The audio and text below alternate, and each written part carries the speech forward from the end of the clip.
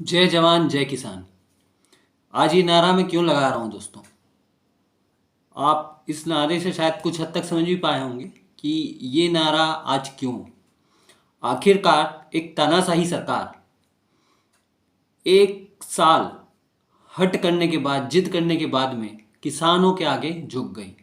आखिरकार किसान बिल को वापस लेना पड़ा मोदी सरकार को, और भले ही देर ही सही, यूपी चुनाव के डर से ही सही, 2024 लोकसभा चुनाव के डर से ही सही, आखिरकार 56 इंच के सीने वाला देश का प्रधानमंत्री इस बात को माना कि हम किसानों को, कई किसानों को नहीं समझा पाए इस बिल की खासियत क्या है। आखिरकार देश के प्रधानमंत्री बोले और जो कल तक उग्रवादी थे आज वो किसान बन गए। अब इन सवालों का जवाब कौन पूछेगा मोदी जी से?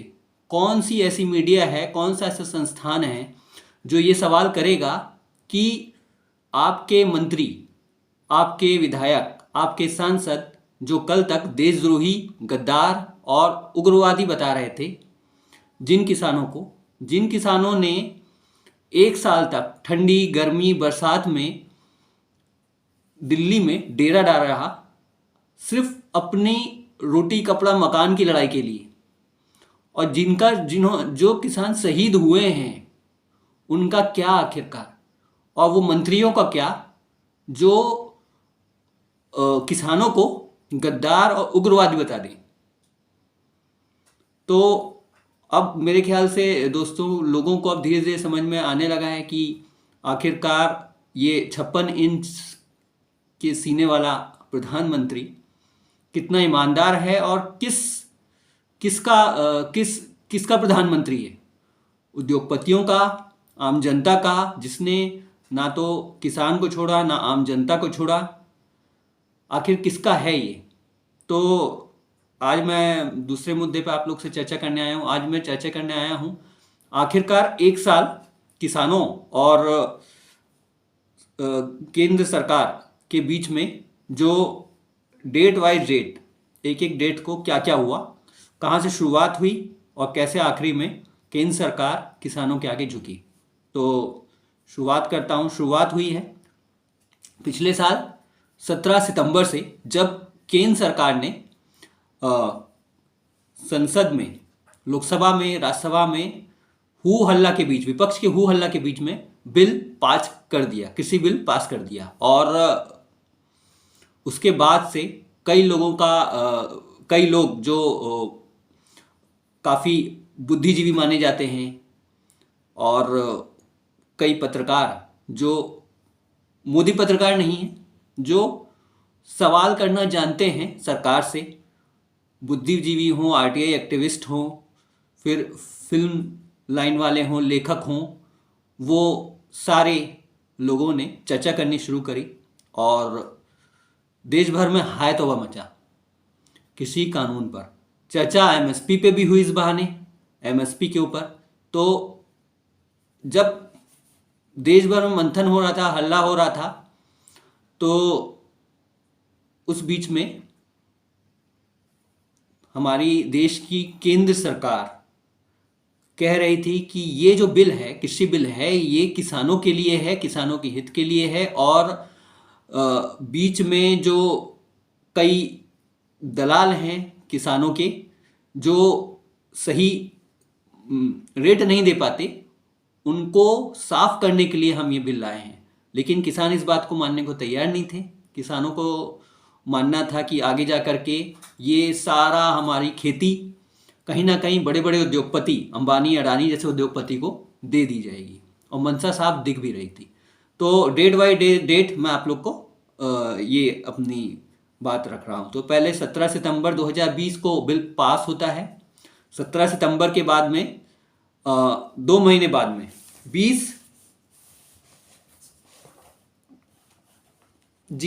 26 नवंबर 2020 को तारीख है जब किसान ने अपना आंदोलन शुरुआत करी। 3 से 4 अलग अलग किसानों के मंचों ने एक साथ जुट करके अपनी आवाज़ उठाई और धरने पर बैठे। 26 नवंबर वो दिन था। उसके बाद फिर 28 नवंबर 2020 की तारीख आती है, जब देश के गृह मंत्री अमित शाह कहते हैं कि किसान चाहें तो हमसे बातचीत कर सकते हैं और हम बातचीत के लिए तैयार हैं, मगर किसान बातचीत के लिए मना कर देते हैं और जंतर मंतर पर विरोध प्रदर्शन करने की बात करते हैं। उसके बाद तारीख आती है दोस्तों 29 नवंबर 2020 की। मन की बात में हमारे देश के 56 इंच वाले प्रधानमंत्री कहते हैं कि राजनीतिक दलों ने किसानों का वो वादा किया था वो पूरा नहीं किया, लेकिन हमारी ही सिर्फ एकमात्र ऐसी पार्टी है जो राष्ट्रवादी पार्टी है, जो आम जनता की पार्टी है, और हमने वादा पूरा किया है, जबकि पूरा देश उनके खिलाफ और उनकी सरकार के खिलाफ था, सिवाय उनके प्रिय मित्र अंबानी के। 3 दिसंबर 2020, 3 दिसंबर का दिन वो था जब किसान और सरकार के बीच पहले दौर की मीटिंग होती है और उसका परिणाम बेनतीजा निकलता है। 5 दिसंबर 2020 ये दिन वो था जब किसान और सरकार के बीच दूसरे दौर की मीटिंग होती है और वो भी बेनतीजा होता है। आखिरी में किसान नेता जो होते हैं वो खाना खाते हैं वहाँ पर और नीचे बैठ के खाना खाते हैं और निकल जाते हैं। 8 दिसंबर 2020 ये वो दिन था जब किसानों ने बंद का आह्वान किया और साथ में पूरे देश भर में इसका समर्थन भी मिला। 11 दिसंबर को किसानों ने भारतीय किसान यूनियन ने किसी कानून को लेकर के सुप्रीम कोर्ट का दरवाजा खटखटाया और सुप्रीम कोर्ट में अपनी बात रखी। 13 दिसंबर को केंद्रीय मंत्री रविशंकर प्रसाद डिक्लेयर कर देते हैं कि ये किसान नहीं है, ये छोटे किसान नहीं है, किसान तो अपना खेत में काम कर रहे हैं, ये देशद्रोही गद्दार और उग्रवादी हैं जिनको बाहर से पैसा मिल रहा है और यहाँ पर खाली पीली बैठ करके राजनीति कर रहे हैं। तो ये था 13 दिसंबर जहाँ से किसानों के ऊपर लालछन लगना शुरू होता है, ये किसान नहीं है। उसके बाद तारीख आती है 30 दिसंबर की, जब सरकार और किसान के बीच कुछ दिशा दिखती हुई मिलती है। ऐसा लगता है कि हाँ शायद अब बात बन सकती है, बीच का रास्ता निकल सकता है। उसमें भी सरकार बोल देती है कि पराली जलाने पर हम पेनल्टी लगाएंगे और इलेक्ट्रिसिटी अमेंडमेंट जो बिल्कुल अलग है किसी से, इलेक्ट्रिसिटी अमेंडमेंट बिल को हम सुधारने को तैयार हैं। असल में किसानों में किसी बिल के अलावा और भी बहुत सारे बिल हैं जो सरकार लाना चाह रही है, लेकिन एकमात्र किसी बिल ला करके ही इतना बुरा पेच फंस गया। तो अब दूसरे छोटे छोटे जो बिल हैं उनको लेकर के सरकार ने कहा हम आगे दूसरे बिलों में करेंगे और हम आप लोग के लिए ही हैं, लेकिन बात यहाँ बनी नहीं। और फिर आती है तारीख दोस्तों 26 जनवरी की, वो दिन जिस दिन हमारा देश का संविधान बनाया गया, संविधान बना। और 26 जनवरी 2021 को इस साल किसानों ने कहा कि हम, किसान संगठनों ने कहा कि हम गणतंत्र दिवस के दिन ट्रैक्टर परेड करेंगे। बाकायदा हम दिल्ली में जाएंगे और आह्वान किया और वहाँ पर जा कर के ट्रैक्टर अलग अलग जो किसान हैं वो लेकर के आए, लेकिन उसमें काफ़ी कुछ बवाल मच गया क्योंकि पुलिस प्रशासन ने उनके ऊपर आरोप लगाया किसानों पर कि इन्होंने वादा खिलाफी किया। इन्होंने कहा था कि हम बैरिकेड नहीं तोड़ेंगे, रास्ता जो बताया था वहाँ से जाने के बजाय वो सीधा लाल किला तरफ निकल गए और ये कहकर पुलिस ने किसानों के ऊपर अपना लाठीचार्ज कर दिया। उस लाठीचार्ज में कई किसान घायल हुए, लेकिन एक किसान की मौत हो जाती है। तो इस दिन को हम काला दिवस भी बोल सकते हैं। उसके बाद फिर तारीख आती है दोस्तों कुछ समय बीतने के बाद फरवरी 2021। फरवरी में सरकार के खिलाफ सेलिब्रिटीज मोर्चा खोलते हैं और सेलिब्रिटी हों चाहे खिलाड़ी हों या फिर लेखक हों, अवार्ड वापसी गैंग जिनको हमारे देश की केंद्र सरकार कहती है वो हों, उन्होंने जैसे ही सरकार पर ब्लेम लगाया, सरकार ने तुरंत उन्हें लताड़ा, डंडा दिखाया अपना, जो डंडा वो दिखाते हैं, और देशद्रोही बता करके उन्हें चुप करा दिया। उसके बाद तारीख आती है 5 फरवरी की। वही 5 फरवरी दिल्ली साइबर क्राइम सेल ने किसान विरोध पर उठ रही आवाज पर टूल किट का इस्तेमाल करने पर एफआईआर दर्ज की जाती है और 2 लड़कियों को जेल में डाल देते हैं। ये वही टूल किट इस्तेमाल वाला तारीख है।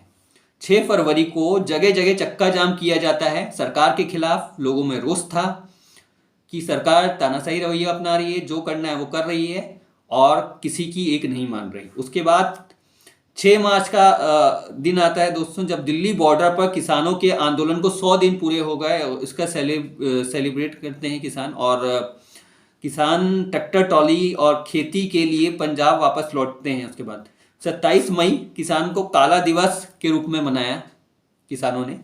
उसके बाद तारीख आती है 5 जून की, जब किसानों ने संपूर्ण क्रांतिकारी दिवस के रूप में मनाया, इस दिन को ऐलान किया। और वही किसी कानून के विरोध में 7 महीने पूरे हुए थे उस दिन में, तो दिल्ली तक मार्च किया। फिर आता है तारीख 7 अगस्त का। इस दिन विपक्ष के 14 नेता सदन में जाके मुलाकात करते हैं केंद्र सरकार के नेताओं से। फिर आती है तारीख 28 अगस्त को, जब हरियाणा के करनाल में किसानों के ऊपर लाठीचार्ज होती है। और फिर 9 नवंबर, जब किसान कर्नल वापस पहुंचते हैं।